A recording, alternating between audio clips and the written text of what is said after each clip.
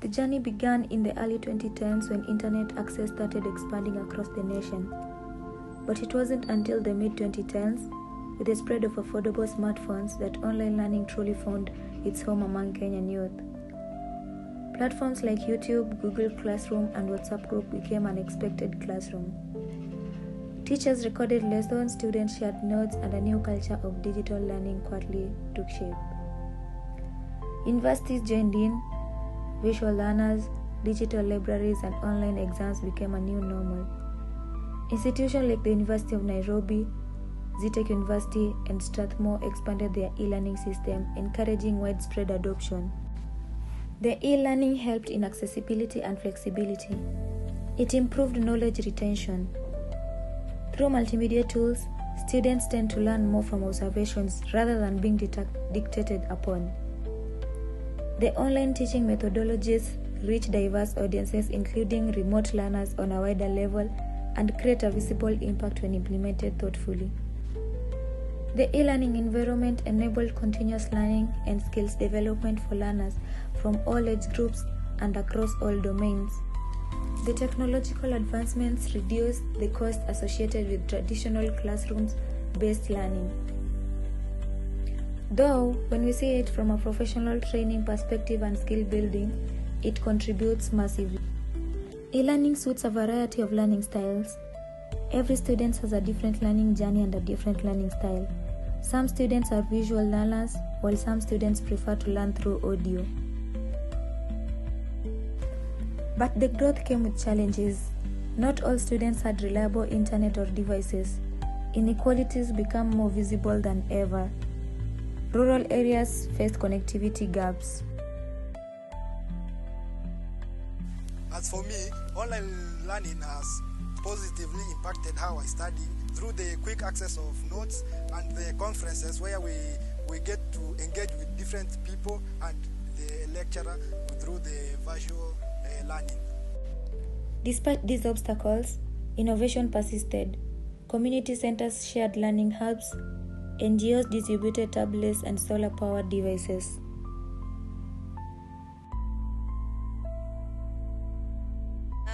The difference between physical and online. First, physical, you have to travel, you have to be there physically and report to class physically. But online, social media, just by internet, you're there, you engage with the lecturer just through the link. It's easy. So as for physical, it's hard and more tiresome since you have to travel. But online, you can lazy around. Just use your internet and data, and your phone is there, and you're in class. Parents, students, and teachers continued learning how to learn online. With the use of phones and laptops, online learning became more advantageous since one would work from work or home. It eliminated the financial cost, thus reducing the student transportation, student meals, and most importantly, real estate. This has enabled a quiet revolution, transforming how people learn. From bustling cities to remote villages, Kenya is witnessing the rapid rise of online education. Since online learning can be taken from home, there are a few chances of students missing out on lessons. It is easy to get materials for your studies because it's easier to search or Google or even use ChatGPT to get access to learning materials that otherwise would be hard when you decide to go looking for books or tangible materials. Additionally, all the course or study materials are available online, thus creating a paperless learning environment which is more affordable while also being beneficial to the environment. Local EdTech startups emerged stronger than ever. Platforms like Eneza Education, KICD's Kenya Education Cloud, and private developers provided curriculum alignment content accessible through low-cost devices.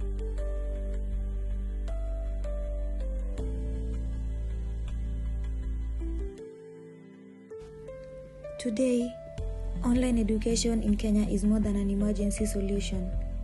It is a growing ecosystem, from coding bootcamps to online tutoring. first time I got to use online education was when I joined ZTech University. That was 2022 first year. So since that day up to now, fourth year. The movement is reshaping the country's future workforce. Definitely yes. Most university students nowadays they prefer online classes rather than physical classes. You see, there is e-learning. I think I've never heard of any university that doesn't have e-learning portal. It's a platform. It's a portal platform where students engage. They do the assignments there. They submit through online. Not a must you report to school so that you do the cards online. You can use your ChatGPTs without the lecturer being there to lecture you and to question you. So I think it will continue growing in Kenya because that's what most students prefer.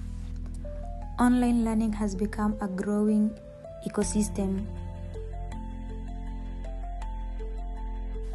I would say they should start with the orientation to understand the portals and the very specific places where they can get their data or their information or their materials for their studies.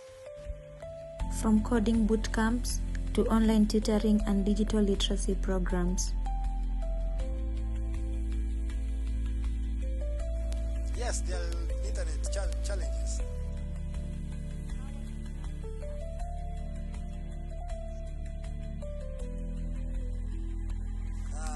For me, I prefer Zoom meeting because it is easy to navigate, to use, and it's very, very accessible. On the other hand, the online learning came with some disadvantages that distracted students from learning.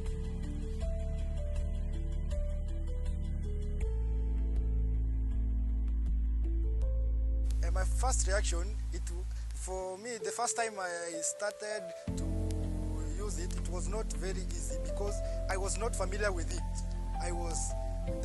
There was connection issues. I did not know how to log into the meetings, to the Zoom meetings. It was a challenge. Lack of face-to-face interaction, which can lead to feelings of isolation.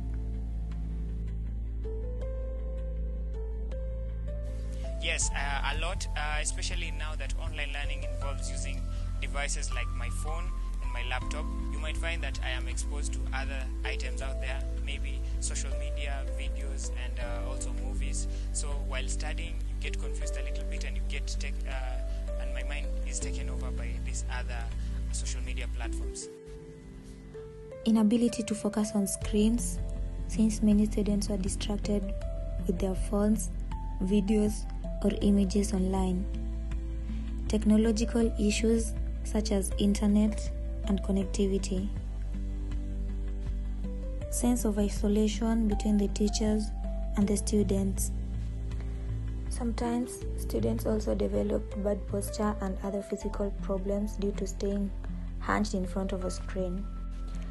And also sometimes the teachers lack the necessary resources and tools to conduct online classes.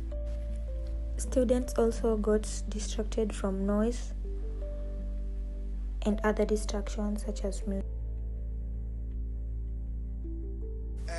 We get to access the online lessons when the lecturer shares the link which we use to join the meetings.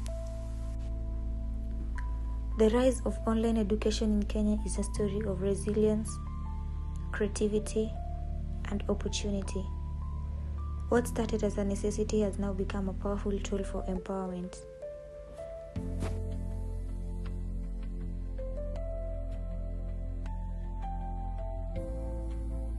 Online learning, I think, as for me, it has improved and it has made me benefit mostly. Nowadays, I pass my tests, my cards, since it's online. Okay, not in a bad way, but ChatGPT, definitely a lifesaver. So as for me, I really like the online classes, everything online. Yeah. Technology has continued to reach every corner of the nation. Kenya stands ready for a new era of digital. Educational institutions started to enroll more students and deliver high standards of education. Simply put, e-learning has improved the quality of education content and rendered it easily accessible to more learners through digital platforms. Online learning has transformed by moving all communication and collaboration on the internet. There are numerous chats, forums, and emails for general contact, while several online conferencing technologies are available for more participation and more active cooperation. Today, online education has become more than just a convenience. It is now a key part of higher education worldwide.